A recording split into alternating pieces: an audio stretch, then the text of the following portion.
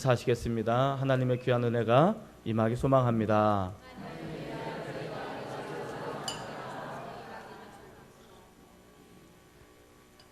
오늘 우리 말씀을 통해서 우리에게 주시는 하나님의 귀한 은혜들이 우리 모두에게 임하기를 소망합니다.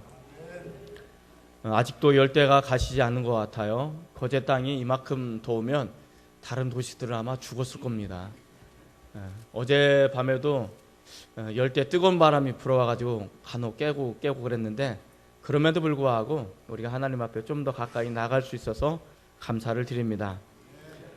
요즘 제 손에 잡힌 책 중에 하나가 오래된 책 중에 하나인데, 짐 콜린스가 쓴 위대한 좋은 기업에서 위대한 기업으로라는 책을 아주 재미있게 읽고 있습니다. 아마도 제가 이것을 좀 더 쉽게 읽게 된 배경은 거제 땅 때문에, 경제 때문에 그런 건 아닌가, 그런 생각을 갖게 되어지는데, 이 책을 읽으면서 많은 것들을 얻게 되고 또 통찰력을 갖게 되었습니다.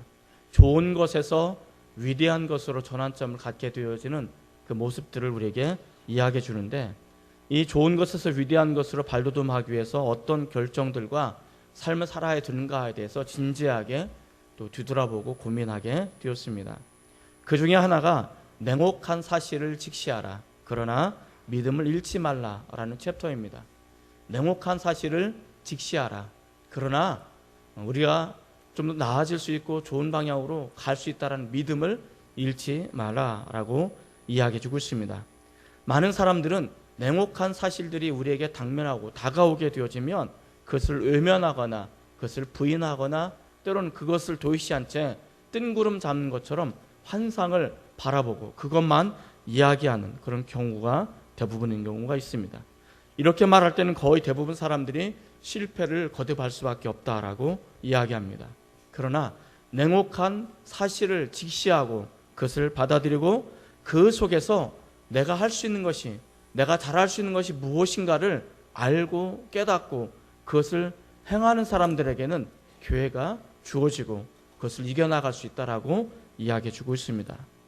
또 하나는 도약에 성공한 기업들은 지나치게 성장에 초점이 맞춰져 있지 않다라고 말하고 있습니다.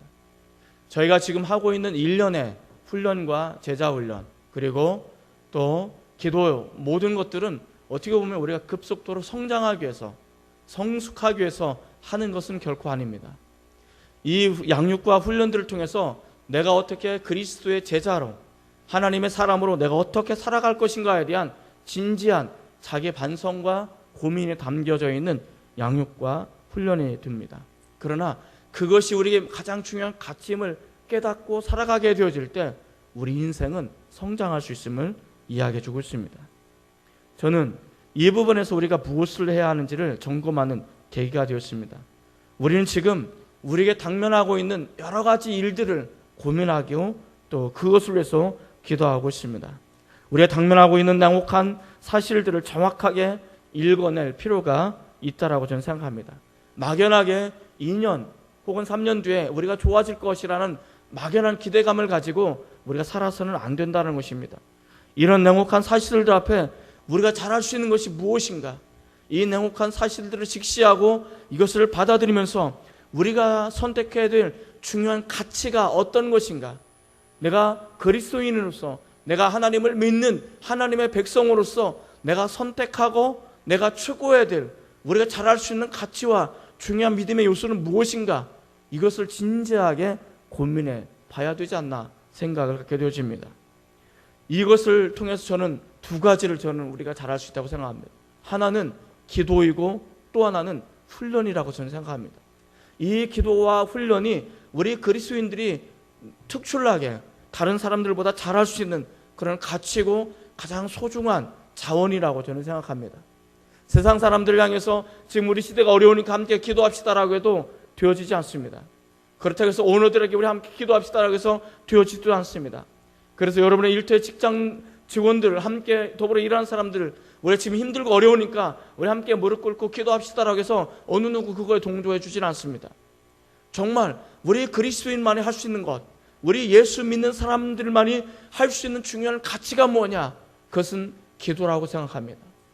또한 이 기도를 통하여 우리는 영적인 훈련을 통하여 우리가 이 끄트머리에 하나님께서 우리가 준비되어졌을 때, 이것이 이 시련이 끝나게 되어졌을 때 우리는 더 놀라운 하나님의 사람들로 부쩍 성장했을 수 있고 더 위대하게 쓰임받을 수 있을 거라 저는 생각합니다. 우리가 당면하고 있는 이 냉혹한 사실들 속에서 우리가 침몰 당하지 않고 우리가 차가운 현실의 바닥에 발을 딛고 일어서면서 우리가 할 수 있는 하나님의 사람으로 일어설 수 있는 가장 중요한 것, 하나님의 백성으로서의 가치로 우리가 가져야 되는 것, 그것은 기도입니다. 기도를 통해서 이 가치를 깨닫고 기도를 통해서 우리에게 가치가 발현되어지는 그런 은혜들이 우리에게 임할 수 있기를 주의 이름으로 축원을 드립니다. 우리가 성공하고 성장하기 위해서만이 우리들의 삶에 초점을 맞춘다면 우리는 이내 실망하고 좌절하고 말 것입니다. 그러나 우리의 초점이 우리 주님의 제자로 삶을 살아가고 그 주님의 제자로서의 직장 생활을 하고 주님의 제자로서의 사업을 하고 주님의 제자로서의 우리가 가정을 꾸려 나간다면 거기에 우리의 초점을 맞추고 우리가 그것을 위해서 기도하고 훈련한다면 우린 좀 더 나은 미래가 우리 가운데 열려질 거라고 저는 소망합니다. 또 그렇게 되어질 것입니다. 우리가 우리 냉혹한 현실 사실들 속에 우리는 어떤 모습으로 기도해야 되는지 이 아브라함의 중보 기도를 통해서 우리가 그것을 발견해 나가기를 소망합니다. 아브라함의 중보 기도를 통해서 우리가 배울 수 있는 것은 무엇이 있을까? 첫째로 하나님께서는 자신의 계획을 알려주신다는 점입니다. 한번 따라 보실까요? 하나님께서는 자신의 계획을 알려주십니다. 하나님께서는 아브라함에게 자신의 일, 자신의 계획을 말씀하고 있는 분임을 우리에게 이야기해 주고 있습니다. 17절 말씀을 우리 한번 같이 읽어보도록 하겠습니다. 17절입니다. 자, 시작.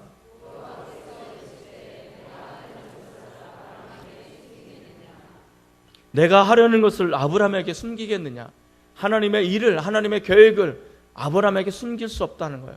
하나님께서 하시고자 하는 그 일들을 하나님께서는 당신의 사랑하는 백성인 아브라함에게 천기를 누설하듯이 이것을 말씀하고 있다는 것을 우리에게 이야기해 주고 있습니다.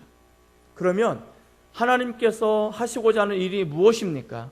그것은 소돔과 고모라를 심판하시고 멸망케 하는 것입니다. 우리 20절과 21절 말씀을 한번 같이 읽도록 하겠습니다. 20절과 21절입니다. 시작. 소돔과 고모라에 대한 부르짖음이 크고 그 죄악이 심히 무거우니 내가 이제 내려가서 그 모든 행한 것이 과연 내게 들린 부르짖음과 같은지 그렇지 않은지 내가 보고 알려하노라. 내가 내려가서 정말 이것이 사실인지 아닌지 알려하노라. 이 말씀은 무엇입니까? 그들의 죄악에 관영되었기 때문에 그것이 사실이라면 나는 그들을 심판하겠다라고 말씀하시는 것과 같은 것입니다. 소돔과 고모라와 같은 성을 심판하시는 것을 하나님께서는 아브라함에게 말씀하고 있다는 것입니다. 왜 이 사실을 아브라함에게 말씀하신 이유가 뭘까요? 왜 이것을 아브라함에게 말씀하십니까? 하나님을 떠나서 영적으로, 성적으로, 육적으로 타락한 이 백성들을 하나님께서 심판하시겠다라고 아브라함에게 말씀하고 있습니다. 그들이 그 심판을 받을 수밖에 없다는 것을 우리에게 이야기해 주고 있고, 죄가 관영해서 죄가 쌓여서 더 이상 어쩔 수 없는, 하나님이 이것을 심판하지 않고서는 안 되는 그런 상황 가운데 그들이 임했다라고 이야기해 주고 있습니다. 하나님은 이 사실을 통해서 아브라함에게 말씀하시는 것은 하나님이 아무리 사랑하는 사람이라 할지라도 하나님이 그 사람들 가운데 죄가 있으면 그 죄를 심판할 수밖에 없다라고 이야기해 주고 있는 것입니다. 하나님은 우리를 사랑하십니다. 하나님 저를 사랑하시고 하나님 여러분들을 사랑하십니다. 여러분, 하나님 여러분을 사랑하시는 것을 믿으십니까? 정말 믿으십니까? 하나님이 여러분들을 사랑하신 것을 너무나 분명하고 너무나 자명한 것입니다. 그럼 한 번 더 물어볼게요. 하나님이 여러분을 사랑하신 것은 맞습니다. 그러나 하나님께서 여러분이 가지고 있는 죄, 여러분이 범하고 있는 죄까지 사랑하실까요? 잘 모르시겠어요? 하나님이 나를 사랑하신 것은 분명합니다. 그건 너무나 자명한 것입니다. 그러면 내가 가지고 있는 죄, 내가 가지고 있는 범한 죄악까지도 하나님께서 사랑하십니까? 사랑해요? 이 어려운 건 성가단들에 물어봐요. 묻겠습니다. 성가대 여러분, 하나님이 여러분을 사랑하신 것을 믿으십니까? 별로 사랑하지 않으시는 건가? 그럼 안 사랑하십니까? 사랑하시죠. 그러면 여러분을 사랑하시는 것은 분명한데, 그럼 여러분이 범하고 있는 죄까지도 하나님 사랑하십니까? 아니죠. 그럼 어떻게 하실까요? 참 난감합니다. 그러니까 여러분 어떻게 하면 좋을까요? 중요한 것은 하나님은 나를 사랑하시는 것은 분명한데, 나를 사랑하기 때문에 내가 가지고 있는 그 죄, 내가 가지고 있는 그 범하는 그 잘못, 이것까지도 사랑할 거라고 착각해서는 안 된다는 것입니다. 근데 많은 사람들이 하나님이 나를 사랑하시고 내가 하나님을 사랑하기 때문에 내가 잘못하는 거, 내가 범한 이 죄를 우리 주님께서 눈 감아 주시고, 우리 주님께서는 외면해 주시고, 이것까지도 우리 주님께서 사랑하실 거라고 착각하는데 문제가 있는 것입니다. 그렇기 때문에 많은 사람들이 죄를 죄로 여기지 않는 그런 상황 가운데 우리가 빠져 있음을 우리에게 이야기해 주고 있습니다. 여러분, 한번 생각해 보시기 바랍니다. 하나님께서 소돔과 고모라를 멸망시키는 것을 즐거워하셨을까요? 기뻐하셨을까요? 전혀 그렇지 않아요. 하나님께서 자신의 형상으로 만든 그 인간을 심판하실 때 하나님께서는 즐겁거나 기쁜 마음이 없는 거예요. 하나님께서는 이 소돔과 고모라를 심판하고 멸망시킬 때 누구보다도 가슴 아파하신 분이 하나님이라는 사실을 잊지 마시기 바랍니다. 하나님은 이 가슴 아픈 사실을 알면서도 그들을 심판하지 않을 수 없다라고 말하고 있는 것이 이 모습인 것입니다. 아브라함에게 말씀하신 이유는 분명합니다. 내가 그들을 심판할 수밖에 없다라는 나의 아픈 마음을 너가 알았으면 좋겠다라고 이야기해 주고 있는 것입니다. 내가 그들을 향한 진노와 내가 그들을 향한 분노가 이제 쌓이고 쌓여서 그들을 심판할 수밖에 없는데, 그들을 심판할 수밖에 없는 내 마음이 너무 아프고 너무 힘들다라고 지금 아브라함에게 이야기해 주고 있는 것입니다. 그러면서 아브라함은 그 하나님의 마음을 알고 너가 나의 진노를, 나의 분노를 막아섰으면 좋겠다라고, 그 땅을 위해서 기도했으면 좋겠다라고 말씀하시는 것이 바로 이 아브라함의 말씀하신 이유가 바로 여기 있는 거라고 이야기해 주고 있습니다. 사랑하는 성도 여러분, 우리 시대를 향하신 하나님의 마음이 어떤 거라고 생각하십니까? 이 시대를 향한, 이 땅을 향한 하나님의 마음은 아픈 마음입니다. 가슴 아픈 것입니다. 슬픈 눈으로 이 땅을 바라보고 있는 것입니다. 그렇기 때문에 우리에게 경고 차원으로 우리에게 말씀하십니다. 너희가 나에게 돌아왔으면 좋겠다라고 말하는 것입니다. 그리고 하나님께서 우리를 통해서 하나님의 마음을 알고 이 내용과 현실 속에 이것을 직시하고 우리 그리스도인이 잘할 수 있는 기도를 너희가 했으면 좋겠다라고 우리 주님께서는 저와 여러분을 향해서 말하고 있지 않나 생각을 갖게 되어집니다. 저는 아직 뉴질랜드라는 땅을 가보진 않았습니다. 그러나 그 글을 통해서 저는 그 땅을 이해하게 됩니다. 그 뉴질랜드에 크라이스트 처치라는 그런 도시가 있습니다. 두 번째로 큰 도시라고 이야기합니다. 이 크라이스트 처치라고 불려지는 이 도시가 처음부터 그렇게 불려진 도시는 아니었습니다. 이민자들이 이 뉴질랜드에 이민을 오게 되었고, 그 땅을 밟았을 때 그 땅이 얼마나 척박한지 농사를 지을 수도 없는 그런 척박한 땅, 사람이 제대로 살 수 없는 그런 척박한 땅이었다라고 이야기해 주고 있습니다. 그러나 그리스도인들이 그 땅을 가슴에 품고 기도하기 시작했습니다. 그 땅을 가슴에 품고 하나님 이 땅을 변화시켜달라고, 이 땅에 하나님 그냥 축복 임하게 해달라고, 이 땅을 긍휼히 여겨달라고 그들이 그 땅을 가슴에 품고 기도하면서 이 땅을 하나님께 올려드리겠습니다라고 그렇게 생각하면서 그 땅을 올려드리면서 그 땅의 이름을 크라이스트 처치라는 도시 이름으로 하게 된 것입니다. 그리고 지금은 세계에서 가장 아름다운 땅으로 바뀌었습니다. 누구나 한 번쯤은 가서 살고 싶은 땅, 꼭 여행을 가보고 싶은 땅으로, 아름다운 땅으로 바뀌게 된 이 모습입니다. 이것이 처음부터 그렇게 된 것은 아니라는 것입니다. 그 땅을 가슴에 품고 기도하는 사람들이 있었기 때문에, 중보하는 사람들이 있었기 때문에 그 척박한 땅이 아름다운 땅으로 바뀌어진 거라고 우리에게 이야기해 주고 있습니다. 여러분, 이 땅을 향한 하나님의 마음을 우리가 알고 이 마음을 가슴에 내가 품고 하나님 앞에 나가서 우리가 이 땅을 놓고 기도한다면 이 땅을 하나님께서 긍휼히 여겨주시고 이 크라이스트 처치와 같은 아름다운 땅, 하나님의 위대한 땅으로 바뀌어질 거라고 저는 믿습니다. 그런 은혜가 저 여러분 가운데 온전히 임하기를 주의 이름으로 축원을 드립니다. 아브라함의 중보 기도를 통해서 우리가 배울 수 있는 것은 무엇이 있을까요? 둘째로 내가 있어야 할 자리가 어디인지를 알게 됩니다. 한번 때려볼까요? 내가 있어야 할 자리가 어디인지를 알게 됩니다. 자, 옆에 사람한테 한번 물어보시기 바랍니다. 당신이 있어야 할 자리가 어딘지 아십니까?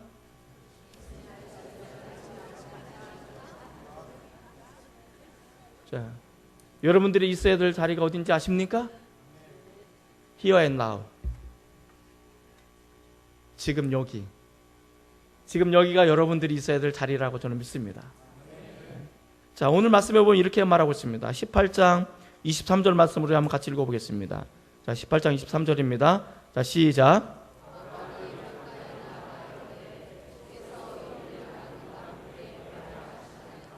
자, 여기 보면 이렇게 표현하고 있습니다. 아브라함이 가까이 나아가 이르되, 아브라함이 가까이 나아가 이야기했다, 기도했다라고 이야기해 주고 있습니다. 하나님의 계획을 알았던 아브라함은 하나님의 마음을 가지고 하나님 앞에 가까이 나아갔다라고 이야기해 주고 있습니다. 이것이 우리가 있어야 할 영적인 자리라고 이야기해 주고 있습니다. 중보 기도자들이 있어야 될 자리는 어디입니까? 하나님 면전입니다. 하나님 앞에 있어야 됩니다. 우리는 하나님 앞에서 살아야 되고, 우리는 하나님 앞에서 기도해야 되고, 우리는 하나님 앞에서 간구하는 그런 사람이 되어야 한다는 것을 우리에게 이야기해 주고 있습니다. 아브라함은 소돔과 고모라 성이 하나님의 심판으로 멸망당할 것을 알았습니다.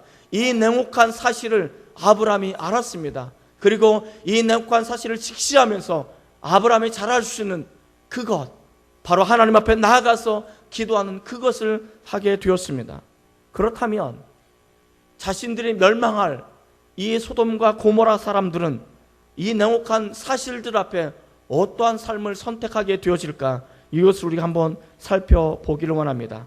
19장 12절에서 14절 말씀입니다. 창세기 19장 12절에서 14절 말씀 한번 같이 읽겠습니다. 자, 시작. 그 사람들이 롯에게 이르되 이 외에 내게 속한 자가 또 있느냐? 내 사위나 자녀나 성중에 내게 속한 자들을 다 성 밖으로 이끌어내라. 그들에 대한 부르짖음이 여호와 앞에 크므로 여호와께서 이곳을 멸하시려고 우리를 보내셨나니 우리가 멸하리라. 롯이 나가서 그 딸들과 결혼할 사위들에게 말하여 이르기를 여호와께서 이 성을 멸하실 터이니 너희는 일어나 이곳을 떠나라 하되 그의 사위들은 농담으로 여겼더라. 그의 사위들은 농담으로 여겼더라. 이곳을 멸하시려고 하나님이 우리를 보내셨고 우리가 이 땅을 멸하기 위해서 이곳에 왔다라고 말하는 것입니다. 이 죽음을 피할 수 없는, 멸망을 피할 수 없는 엄연한 사실을 이 롯이 알았고 이 소돔의 사람들이 알아가기 시작했음을 우리에게 이야기해 주고 있습니다. 만약에 아브라함이 이 도성 한복판에 있었으면 어떻게 말했을까? 아마 도성 거리거리를 가면서 하나님께서는 이 땅을 멸망시킬 것입니다. 요나처럼 그렇게 울부짖고 부르짖으면서 주께 돌아와 회개하라고 이야기하지 않았을까? 그런 생각을 가져봅니다. 어쨌든 중요한 것은 그 땅을 살고 있는 이 사람들이 어떻게 여겼더라? 농담으로 여겼더라는 거죠. 농담으로 여겼더라. 이 성을 멸하실 터이니 너는 일어나 이곳을 떠나라 라고 말하지만 그들의 이 말을 농담으로 여겼더라는 것입니다. 이들의 이 말을 농담으로 여길 수 있는 이유가 무엇입니까? 죄를 여기지 않았기 때문에 그렇습니다. 죄가 관영해서 죄가 쌓이고 쌓여서 더 이상 하나님의 분노와 진노가 이제는 막아설 수 없어서 이 그들을 멸망시킬 수밖에 없는 이 엄연한 사실 앞에 그들은 이 상황을 외면하는 것입니다. 그리고 이렇게 말하고 싶은 것입니다. 아니 이게 뭐가 죄라고? 이게 뭐가 죄가 됩니까? 이것 때문에 우리가 망해야 됩니까? 말도 안 됩니다. 농담하지 마십시오. 우리는 망할 수 없습니다. 아마 이렇게 말하고 있지 않을까 그런 생각을 해봅니다. 죄를 여기지 않는 사람들, 이것이 그 당시 사람들의 이야기인 것입니다. 오늘날로 치면 어떻습니까? 오늘날은 죄로 여기고 계십니까? 그리스도인이나 세상 사람들이 죄로 여기고 있냐 말입니다. 제가 보기에는 죄로 여기지 않습니다. 죄로 여기지 않고 그것은 당연한 권리, 우리가 합당하게 누려야 될 권리라고 생각하고 그렇게 행동하는 경우가 너무나 많음을 우리에게 이야기해 주고 있습니다. 이제는 동성애가 합법화되어집니다. 성경은 분명히 동성애가 잘못된 것이고 이것은 하나님 앞에 큰 죄악이라고 이야기하고 있음에도 불구하고 이미 다른 나라, 이미 예수님을 받아들이고 이미 교회가 많은 그 나라조차도 어느 한 곳에서는 이것을 합법화로 이건 죄가 될 수 없다라고 인정하고 그렇게 살아가고 있습니다. 물론 개개인의 그들의 제3의 성을 갖고 있는 안타까움은 이해하지만 그럼에도 불구하고 이것은 성경적인 진리에 비춰보면 잘못된 것임은 분명한 것입니다.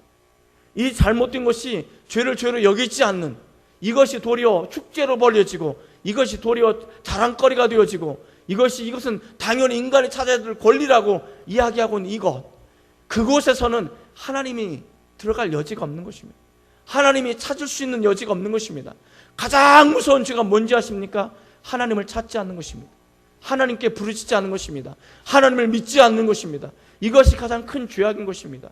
자신들 인생 가운데 걸리적거리는 하나님을 추방함으로 인해서 인생은 우리의 것이고 우리의 인생은 나의 것이기 때문에 우리 마음대로 살자, 우리 눈치 보지 말고 살자, 이건 죄가 아니다, 이건 우리가 마땅히 누려야 될 권리다라고 외치며 살아가는 이 사람들 속에 이것이 죄라고 외칠 수 있는 사람들이 누가 있습니까?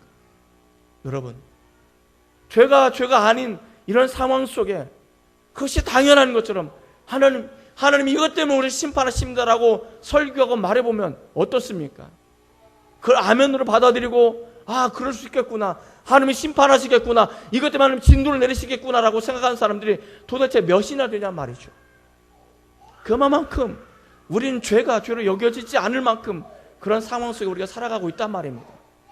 여러분, 이 심각한 영적인 위기 속에 우리는 어디에 있어야 됩니까? 하나님 앞에 있어야 됩니다. 내가 하나님 앞에 있지 않고서는 우리는 안 되는 것입니다. 내가 있어야 될 자리는 바로 하나님 앞에 있는 것입니다.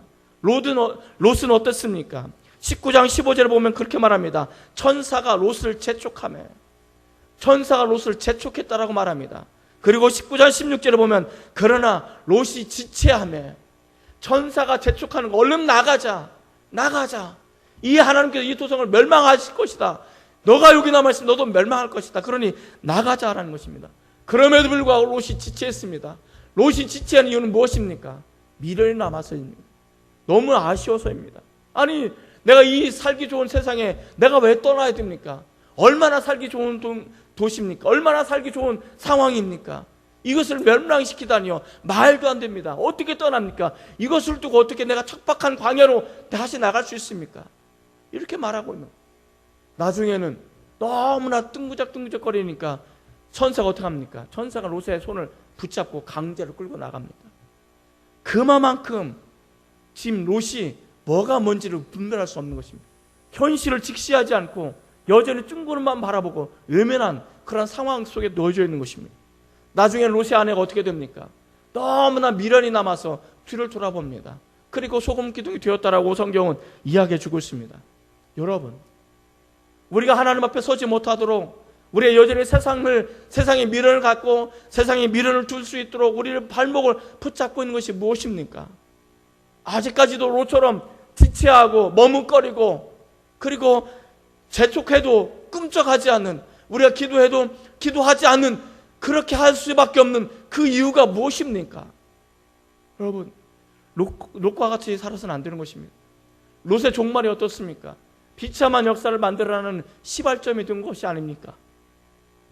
하나님을 향한 계획과 하나님의 마음을 우리가 알고 있다면 이제는 우리가 있어야 될 영적인 자리, 이 예배 자리, 기도의 자리에 우리가 나와야 되는 것입니다. 그리고 그 기도의 자리에 나와서 하나님 앞에 간절히 기도하실 때 하나님께서 우리의 역사를 새롭게 써나갈 줄 믿습니다. 그러나 이 냉혹한 사실을 직시하면서도 불구하고 이것을 직시하지 않고 이것을 외면한 채 그저 미련을 두고 그저 안타까워서 아우심이 남아서 그곳에 한 발을 내딛고 그대로 내버려 두고 있다면, 내 자신을 그대로 허용하고 있다면 우리는 롯과 같은 비참한 역사를 살아갈 수밖에 없는 것입니다. 이것을 여러분들을 겁박하거나 협박한다라고 생각하면 안 됩니다. 이렇게 설교하는 제 마음이 기쁘지가 않습니다.